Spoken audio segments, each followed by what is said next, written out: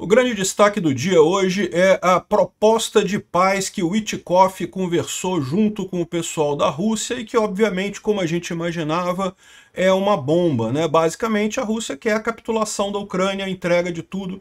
A única coisa que tem de novidade em relação ao que havia antes é a suposta informação de que a Rússia pagaria um Lend-Lease para a Ucrânia, ou seja, a Rússia ocuparia o Donbás inteiro, a Crimeia inteira, todas as áreas que ela já está ocupando hoje, mas essas áreas continuariam sendo da Ucrânia e a Rússia pagaria um aluguel por isso para a Ucrânia. É muito pouca diferença, não faz praticamente diferença nenhuma, no final das contas, perderia o controle do mesmo jeito e as outras condições são absolutamente terríveis. Vamos ver essas condições aqui que foram impostas pelo Witkoff, mas eu acho que isso não tem chance nenhuma de prosperar. E além dessa informação, o ponto principal é essa questão da, entre aspas, proposta de paz do Witkoff, mas nós temos também ataques à refinaria de Ryazan. A refinaria de Ryazan foi atingida novamente e temos um descarrilhamento de trem em Perm, aqui longe pra caramba da Ucrânia. Provavelmente foi só um acidente, mas de qualquer forma um grande acidente ali, né? Na linha de frente, as informações mais interessantes vêm aqui de Kupiansk. Parece que em Kupiansk os ucranianos estão fazendo contra-ataques aqui e os russos estão perdendo muita tropa aqui, muito blindado. A situação está ficando feia para os russos aqui em Kupiansk. Os ucranianos conseguiram reverter completamente a situação por aqui, o que é uma ótima notícia, né? Fora isso, no resto da linha de frente continua tudo basicamente a mesma coisa que a gente vinha acompanhando. Bom, de ontem para hoje, os ucranianos receberam um ataque de 136 drones russos e a maior parte deles, 106, foi derrubada pela defesa antiaérea ou por sistemas de guerra eletrônica. Ainda assim teve 29 drones que atingiram 16 locais, com destroços caindo em outros 3 locais, né? Bom, tem alguma coisa errada aqui nessa conta, porque se foram 136 drones e 106 foram derrubados, deveria ser 30, né? Aqui tá falando 29. Enfim, talvez tenha alguma outra situação especial que a gente não sabe, né? De qualquer forma, foi um ataque grande, mas não um ataque monstruoso como foi o de anteontem para ontem, né? Infelizmente, o ataque de anteontem para ontem, quando a gente gravou o vídeo de ontem, eu falei que tinham 16 pessoas mortas. A gente já tem agora a informação de que 26 pessoas, né, já tem atualização do número de pessoas mortas, 26 pessoas morreram, inclusive 3 crianças, muito triste isso. O principal ponto afetado foi esse prédio aqui em Ternopil. O prédio foi atingido diretamente por um Ra-101, é um míssil russo que é relativamente fácil de ser derrubado, mas ele tem uma carga explosiva muito grande e destruiu completamente o prédio, um prédio residencial. Uma coisa absurda isso, né? Mais uma crueldade sem sentido da Rússia. 93 pessoas foram feridas e ainda tem dezenas de pessoas ainda desaparecidas que estão sendo procuradas nos destroços. As operações ali continuam e realmente é absurdo isso, né? Uma tristeza. Mas isso aqui foi o ataque de anteontem para ontem. De ontem para hoje não teve nada muito significativo, né? Pois bem, os ucranianos fizeram um ataque contra Ryazan, é uma grande refinaria que tem ali no Oblast de Ryazan, né, nesse local aqui.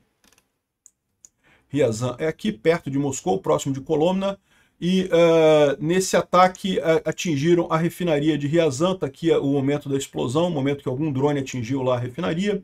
Os ucranianos têm sistematicamente atingido essa refinaria. Ela sai do ar e depois volta a funcionar, os russos consertam ela. Aqui tem a imagem do momento que atingiu a coisa, né? Dá para ver o clarão aqui no momento que a refinaria é atingida. E o processo é esse, né? Os ucranianos destroem a refinaria, ela sai fora do ar, não funciona mais, mas aí os russos vão lá, tentam consertar, os ucranianos vão lá e atingem de novo. Importante é que Ryazan vai continuar sem produzir petróleo para a Rússia e com isso dificultar ainda mais a situação russa, né? Além disso, os ucranianos atingiram vários transformadores ali na região de Kursk. Tem várias regiões ali sem luz em Grushkovsk, Rilsk, Korenevsk. São distritos que estavam próximos daquela área que os ucranianos chegaram a ocupar lá em Kursk durante um período, aí, durante o ano de 2024. E os ucranianos têm feito agora esses ataques contra a infraestrutura elétrica ali, né? Também tem aqui a imagem de Perm, como eu falei, uma grande explosão com um trem aqui, ó, um trem com vagões combustível descarrilhou e explodiu. Não está claro ainda se foi alguma sabotagem, o que está acontecendo. Aqui, ó, mais imagens do que aconteceu na região de Perm, mostrando os tanques, né, os vagões-tanque pegando fogo, e a escala do incêndio que é muito grande. Os serviços locais de emergência estão tendo dificuldade para conter esse incêndio, né? Tá aqui a imagem depois do incêndio contido, aqui ó, uma explosão na linha ali em Perm-Krai, destruiu todo um trem de vagões-tanque, né? De acordo com o antigo prefeito de Mariupol, ele disse que 9 tanques pegaram fogo, né? Com fontes russas já dizendo que foi sabotagem, que teria sido uma sabotagem ucraniana. Mas a gente não sabe ainda se foi sabotagem mesmo ou se foi só um acidente. Pode ter sido um acidente também. Pode ter sido lá o Dmitry fumando lá perto dos tanques, né? É bem comum lá na Rússia isso, né? Bom, na linha de frente, os ucranianos fizeram um ataque contra um robô russo que levava munição, né? Os ucranianos têm usado também muitos robôs para levar munição para a linha de frente. Os russos também têm levado isso. Está aqui o robozinho que leva munição na linha de frente. O outro drone ucraniano foi lá e explodiu. Estamos vendo mais um passo aí da guerra de robôs que está acontecendo em alguns pontos da linha de frente, né? Infelizmente, se fosse só de robô, era menos mal, né? Infelizmente, ainda tem muita gente ainda envolvida nessa história. Mas os robôs têm começado a ter esse tipo de coisa. O robô usa um robô para isso, o outro usa o drone para atacar o robô e pronto, né? Agora, a situação em torno de Kupiansk está muito crítica neste momento, né? Todo o inferno em terra, a luta continua muito fluida, mas as forças ucranianas conseguiram empurrar e retomar várias áreas do norte e nordeste da cidade, diminuindo o avanço russo ali e reestabelecendo parte da linha de frente, né? Então Kupiansk é essa região aqui, a cidade de Kupiansk, os russos começaram com aquela história de infiltração e coisa e tal, como estão fazendo em Pokrovsk também, estão tentando em Pokrovsk também, mas aqui os ucranianos conseguiram fazer um ataque aqui em Golubivka e cortar a linha de logística para os russos que estavam fazendo essa infiltração aqui, e com isso os ucranianos conseguiram retomar boa parte da cidade aqui. A luta está muito séria aqui, muita coisa acontecendo aqui, ó. O David D traz informações exatamente ali de Kupiansk, a região ali que é o primeiro exército de tanques russos que está atualmente na região de Kupiansk. As coisas estão indo duras como o usual por lá, né? O problema está falando, os problemas começam com a quantidade de pessoas nas unidades de assalto.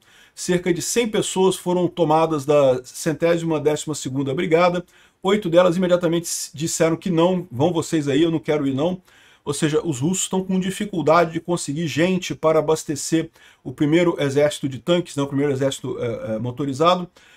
Na região de Tabaevka e Novosinovye, o 3º Batalhão do 1432º Regimento está sendo preparado para ser colocado ali na região. E os soldados, eles próprios estão dizendo que, olha só, não, a estrada está com tanto fogo, né, de artilharia e de drones, que você não consegue nem botar um pé para fora, não consegue nem sair para fora, dar um passo, né? Não existe conversa sobre um breakthrough apropriado, um rompimento apropriado. As perdas estão aumentando e os MPS do regimento estão abaixo do limite mínimo, né? MPS é os soldados, tá? Os soldados do regimento. Eles estão dizendo que tem muito pouca gente. E o número de recusas está aumentando. Então, vocês não estão sozinhos, ou seja, isso aqui tudo, ele tá reportando o que os russos estão falando, tá? Os russos estão se fudendo lá. Os números também são engraçados. Em Kupiansk nós temos um máximo de 150 a 200 pessoas ao mesmo tempo, mas desde o final de setembro já perdemos mais de 300. Ou seja, os russos estão tentando manter infiltração em Kupiansk, o máximo que eles conseguem manter de pessoas lá é 150 a 200 pessoas infiltradas, não tem domínio em área nenhuma da cidade, pequenos grupos de 3 pessoas escondidos em alguns cantos da cidade.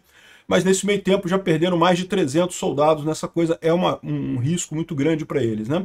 Eles falam também aqui sobre tentativas de avançar dentro de gasodutos e outras coisas aqui, e no final ele diz aqui o seguinte, olha só, agora eles estão querendo criar a aparência de pressão, de que os russos estão botando pressão nos ucranianos, mas simplesmente não tem gente o suficiente, não tem rotas para fazer isso, o controle de fogo no inimigo ainda está lá, e a nossa moral está caindo muito rápida, mais rápido que os reforços podem chegar.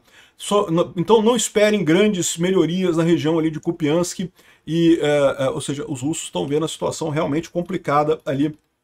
Ele pegou isso nesse blogger russo aqui. traduziu para o inglês aqui essa história, né? Então, ou seja, a situação em Kupiansk está indo bem para os ucranianos, está indo mal para os russos. E eu não duvido nada que seja a mesma coisa em Pokrovsk, porque você sabe, já há alguns dias que a gente não tem novidade de Pokrovsk, assim, os russos estão dizendo que infiltraram, que não sei o que lá, que os ucranianos estão retornando, um monte de coisa, mas a verdade é que parece que está parado já há vários dias que a gente está aqui sem nenhuma novidade ali de Pokrovsk, né? A única região em que os russos conseguem de fato avançar, e isso é preocupante, é aqui na região de Ruliapole, onde de fato eles conseguiram um breakthrough aqui, conseguiram avançar sobre as defesas ucranianas.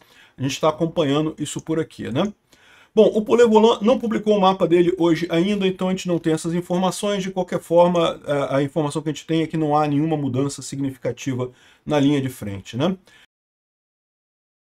Uma outra reclamação em um outro blogger russo também fala aqui que os soldados russos dizem que eles estão equipados no mínimo e são instruídos a buscar suprimentos entre os corpos nas infiltrações. Ou seja, o cara vai fazer infiltração sem arma.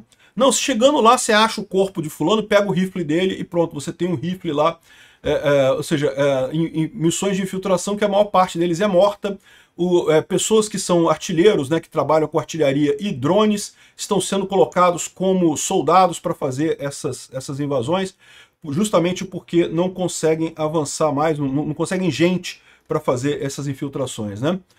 Uma troca entre dois bloggers russos que estão lutando na Ucrânia mostram as realidades da tática corrente russa de mandar pequenos grupos minimamente equipados para infiltrar posições ucranianas em face da onipresença de drones, né? Então essa é a estratégia russa que já vem acontecendo já há algumas semanas lá na Ucrânia, pequenos grupos de no máximo 3 pessoas que tentam infiltrar de alguma forma, né, de noite ou escondidos, alguns até disfarçados de civil, outros com uniforme ucraniano. Eles tentam de tudo para infiltrar e estabelecer um ponto lá dentro de Pokrovsk, né, com a ideia de que ali vai ser uma base que depois aquilo vai crescendo e eventualmente eles vão conseguir tomar a cidade, né?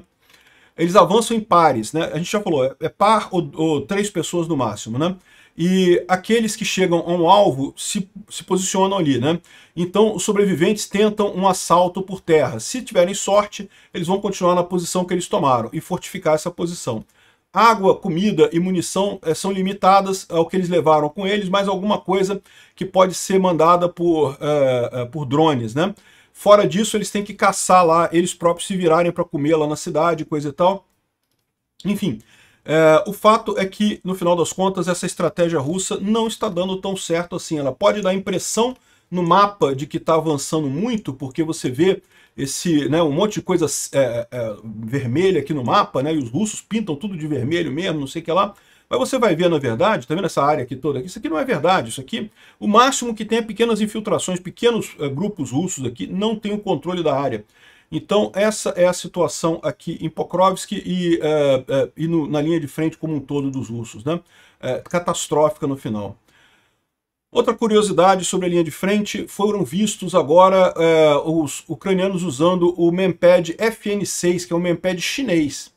Olha que coisa, né? Não há confirmação de esse sistema ter sido suprido para a Ucrânia e usado antes. Isso é uma coisa curiosa. A China está ajudando a Ucrânia, porque pode não ser isso, tá? Pode ser que a Ucrânia comprou aí no mercado, em algum lugar, esse Memped e trouxe para a Ucrânia e os soldados estão usando, né?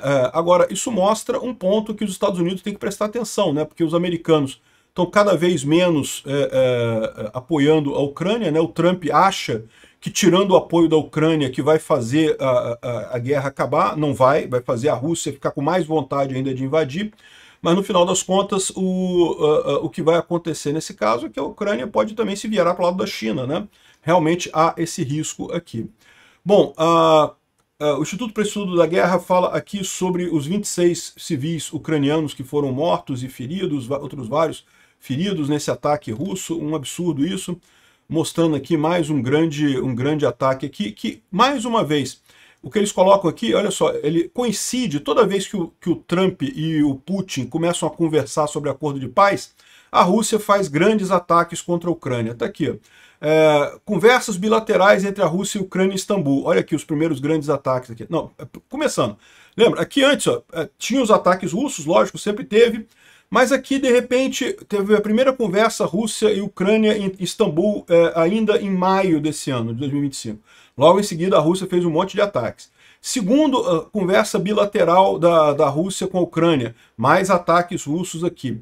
A conversa entre o Putin e o Trump telefonando para o Putin, mais ataques enormes aqui. Aí a coisa acalmou um pouco. Ah, mas aí teve o encontro do Alasca, que o Putin foi lá no Alasca conversar com o Trump.